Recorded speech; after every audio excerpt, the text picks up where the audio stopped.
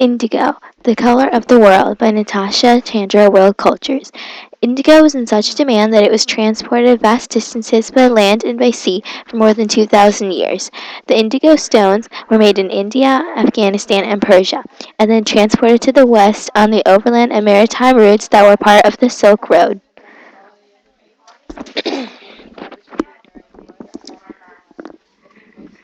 The map above is a picture of the Silk Road. This is where the Europeans sold indigo. They traveled far and wide to sell indigo to citizens on the Silk Road.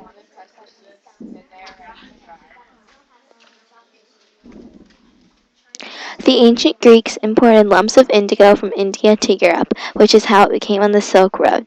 The Europeans sought to counter the Eastern trade in indigo by manufacturing their own indigo on plantations in the Americas along with other staple crops such as sugar, rice, and cotton.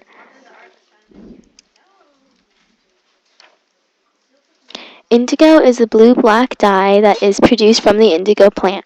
During the Middle Ages, Europeans used Indian indigo paint to decorate churches and religious texts. They also used fermented woolad leaves to dye cloth. The woolad, however, was considered completely different from indigo.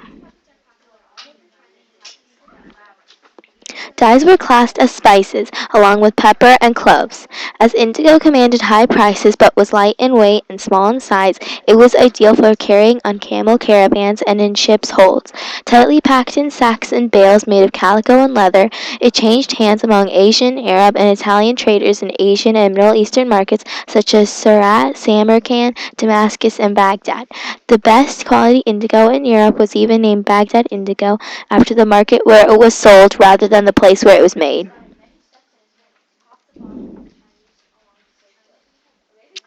Indigo remained an important Indian service until 1897, when it declined owing to the competition of German dyes. In the 19th century, indigo was a major export service of the East India Company. In 1498, the Portuguese navigator Vasco da Gama discovered a sea route from Europe down the west coast of Africa and around the Cape of Good Hope to India. This meant European merchants did not have to use middlemen, but could import spices more cheaply in large quantities. Among the most valuable of these spices was indigo. Little more than 100 years later, in 1600, the rival European countries of Britain, the Netherlands, Portugal, Spain, and France formed official East India companies.